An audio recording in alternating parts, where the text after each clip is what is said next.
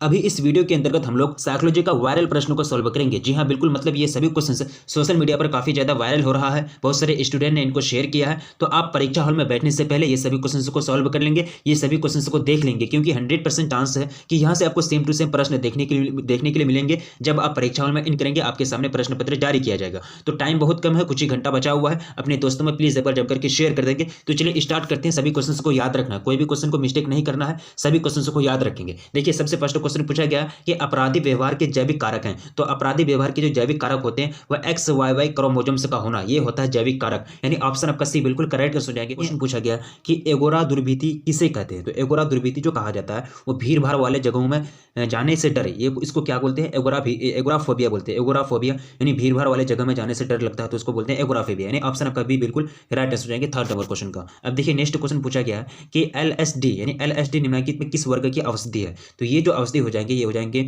आपका विभ्रमोत्पादक, यानी ऑप्शन आपका बी बिल्कुल करेक्ट हो जाएंगे। अब देखिए नेक्स्ट क्वेश्चन पूछा गया कि निम्नलिखित में कौन सा लक्षण आतंक विकृति नहीं है। तो यहाँ जो राइट आंसर हो जाएंगे वो जाएंगे आपका बाध्यता, ऑप्शन आपका डी बिल्कुल राइट आंसर हो जाएंगे। क्वेश्चन पूछा गया कि मनोविदलता के रोगी का सबसे मुख्य लक्षण क्या होता है, सबसे बड़ा सिम्टम क्या होता है। वो होता है कि वास्तविक जगत से संबंध टूट जाता है उसका, ठीक है, यानी रियल वर्ल्ड से उनका जगत संबंध टूट जाता है, वो अलग थलग रहने लगते हैं, ठीक है, ऑप्शन आपका सी बिल्कुल राइट आंसर हो जाएंगे। अब देखिए क्वेश्चन पूछा गया कि उन्मादी विषादी विकार को DSM-4 में कहा गया है। तो उसको क्या कहा गया, उसको कहा गया है द्विकारी ध्रुवीय विकार कहा गया है, ऑप्शन आपका बी बिल्कुल राइट आंसर हो जाएंगे। देखिए नेक्स्ट क्वेश्चन पूछा गया कि मनोवृत्ति निर्माण का मुख्य निर्धारक है। तो मनोवृत्ति निर्माण का जो मुख्य निर्धारक है वो प्राथमिक समाजीकरण क्या होता है, प्राथमिक समाजीकरण, ऑप्शन आपका डी बिल्कुल राइट आंसर हो जाएंगे। देखिए पूछा गया कि रूढ़ि युक्तियां पद का सर्वप्रथम उपयोग किसने किया। तो इसके वोल्टर लिपमैन ने किया था। किसने, वोल्टर लिपमैन ने। देखिए निम्नलिखित में से कौन सा कथन सही है। तो सही जो कथन यहाँ दिया गया आपको वो दिया गया मनोवृत्ति अर्जित होती है। मनोवृत्ति क्या होती है, अर्जित होती है, अर्न होती है, ऑप्शन आपका सी बिल्कुल राइट आंसर हो जाएंगे। अब देखिए क्वेश्चन पूछा गया कि पूर्वाग्रह में कमी नहीं आती है। तो पूर्वाग्रह में कमी नहीं आती किससे, तो ये हो जाती है पूर्वाग्रह विरोधी प्रचार से, यानी ऑप्शन आपका सी बिल्कुल करेक्ट आंसर हो जाएंगे। देखिए क्वेश्चन नेक्स्ट पूछा गया कि इनमें से कौन रूढ़ि युक्ति की विशेषता नहीं है। तो यहाँ जो राइट आंसर हो जाएगा पूर्ण सम्मत विश्वासी रूढ़ि युक्ति की विशेषता नहीं होती है, ऑप्शन आपका बी बिल्कुल राइट आंसर हो जाएंगे। क्वेश्चन पूछा गया कि एक प्राथमिक समूह निर्माण के लिए मौलिक शर्त क्या है। तो ये मौलिक शर्त होता है कि समूह का अनौपचारिक निर्माण हो, ऑप्शन आपका सी बिल्कुल करेक्ट आंसर हो जाएंगे। क्वेश्चन पूछा गया है कि अनुरूपता उत्पन्न होता है। तो ये जो उत्पन्न होता है किसमें, ये हो जाता है तीनों कारण के, यानी सूचनात्मक प्रभाव के कारण, सामाजिक मानकों के प्रभाव के कारण और व्यक्ति की दूसरों के द्वारा स्वीकार किए जाने के कारण, ऑप्शन आपका डी बिल्कुल करेक्ट हो जाएंगे। उपरोक्त सभी के कारण, ऑप्शन डी राइट आंसर हो जाएंगे। समूह का वर्गीकरण अंतः समूह और बाह्य समूह के रूप में किसने किया। तो ये जो वर्गीकरण किया था ये किया था समर ने, यानी समनर ने, ऑप्शन आपका सी बिल्कुल राइट आंसर हो जाएंगे। अब देखिए पूछा गया कि नॉर्मन ट्रिपलेट का अध्ययन संबंधित है। तो ये जो संबंधित है ये सामाजिक सूचीकरण से, किससे, सामाजिक सूचीकरण से, ऑप्शन आपका सी ऑप्शन आपका डी बिल्कुल राइट हो जाएंगे। अब देखिए नेक्स्ट क्वेश्चन पूछा गया कि समूह संघर्ष का कारण कौन नहीं है। समूह संघर्ष का कारण कौन नहीं है, या तो पुरस्कार संरचना जो है समूह संघर्ष का कारण नहीं होता है। अब देखिए नेक्स्ट क्वेश्चन पूछा गया है, काफी सिंपल और आसान क्वेश्चन पूछा है। जो भी क्वेश्चन मिस्टेक होता है तुरंत देखेंगे, स्क्रीनशॉट लेके 1 से 2 बार ध्यान से देखेंगे, आपको याद हो जाएगा, क्योंकि कुछ ही घंटे के बाद आपकी परीक्षा है और परीक्षा में अच्छा तरह से प्रदर्शन करेंगे, क्योंकि सेम क्वेश्चन पूछे जाते हैं, मतलब जो क्वेश्चन पूछे जाते हैं सिलेबस के अंदर पूछे जाते हैं, वो बाहर क्वेश्चन नहीं होते। निम्न में से कौन मनोवृत्तियों का परिवर्तन से संबंधित नहीं है। तो यहाँ जो राइट आंसर हो जाएगा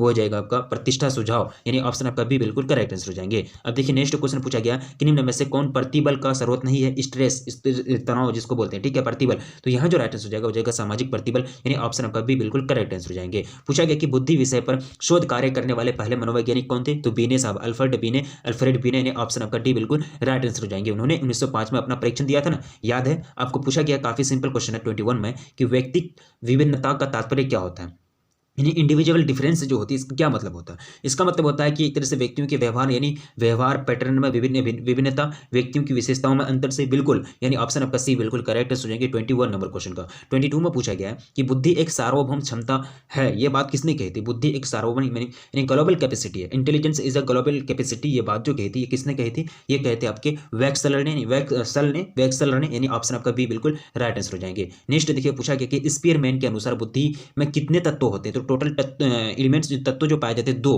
कितने दो तत्व पाए जाते हैं स्मीरमैन के अनुसार बुद्धि में।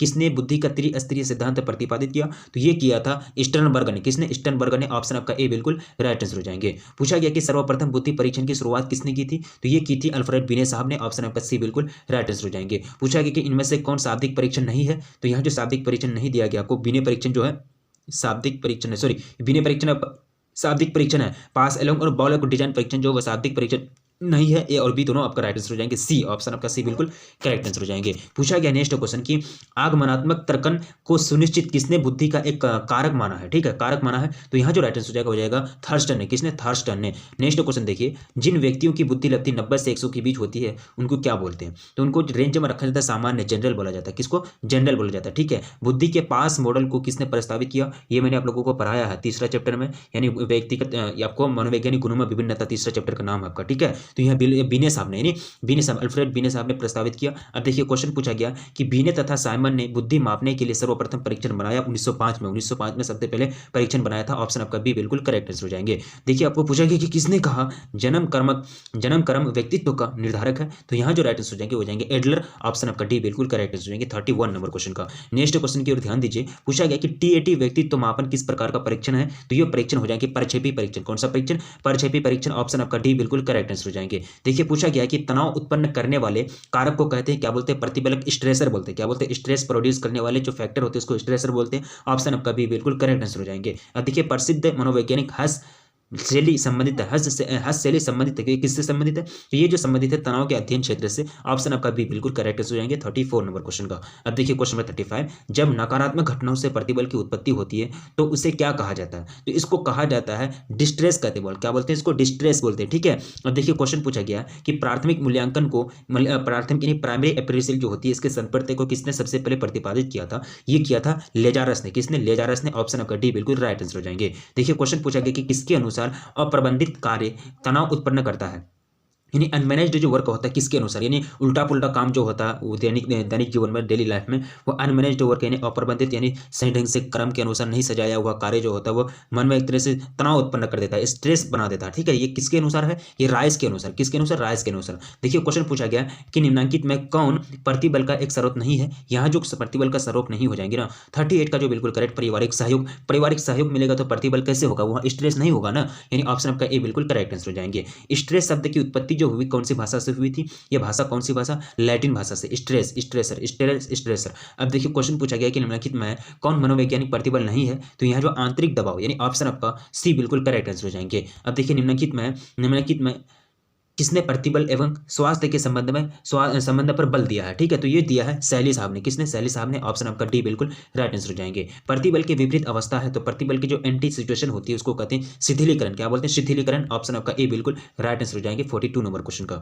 अब देखिए क्वेश्चन नंबर 43 कह रहा है कि निम्नलिखित में कौन सामाजिक प्रतिबल है? ठीक है, सामाजिक प्रतिबल जो हो जाएंगे आपका विवाह विच्छेद, यानी ऑप्शन आपका सी बिल्कुल करेक्ट हो जाएंगे 43 नंबर क्वेश्चन का। अब देखिए नेक्स्ट क्वेश्चन, विश्व स्वास्थ्य संगठन यानी वर्ल्ड हेल्थ ऑर्गेनाइजेशन द्वारा मानसिक बीमारी के वर्गीकरण की पद्धति कौन सा है? ठीक है, तो यहाँ जो राइट आंसर हो जाएगा वो जाएगा आपका आईसीडी। ऑप्शन आपका बी बिल्कुल करेक्ट हो जाएगा 44 नंबर क्वेश्चन का। अब देखिए 45 में पूछा गया कि निम्न में से कौन व्यक्तित्व विशेषता है? तो यहाँ जो राइट आंसर हो जाएगा 45 नंबर क्वेश्चन का वो क्या हो जाएगा? 45 का बिल्कुल करेक्ट आंसर हो जाएगा आपका बुद्धि, यानी ऑप्शन आपका डी बिल्कुल करेक्ट आंसर हो जाएंगे। देखिए क्वेश्चन आपको 46 में पूछा गया कि मनोवैज्ञानिकों ने सब के कितने पक्षों की चर्चा की है? तो कितने पक्ष की चर्चा की? टोटल 7। कितना? 7। ऑप्शन आपका ए बिल्कुल राइट आंसर हो जाएंगे। अब देखिए क्वेश्चन पूछा गया कि किसने आत्मसिद्ध की अवधारणा को प्रस्तुत किया? तो ये जो प्रस्तुत करने का कार्य किया था मास्लो साहब ने। किसने? मास्लो साहब ने। ऑप्शन आपका बी बिल्कुल राइट आंसर हो जाएंगे। अब देखिए क्वेश्चन पूछा गया कि व्यक्तित्व का मनोज्ञात्मक उपागम को किसने प्रतिपादित नहीं किया था? तो ये कौन नहीं किया था? फ्रायड साहब ने। ऑप्शन आपका बी बिल्कुल करेक्ट आंसर हो जाएंगे।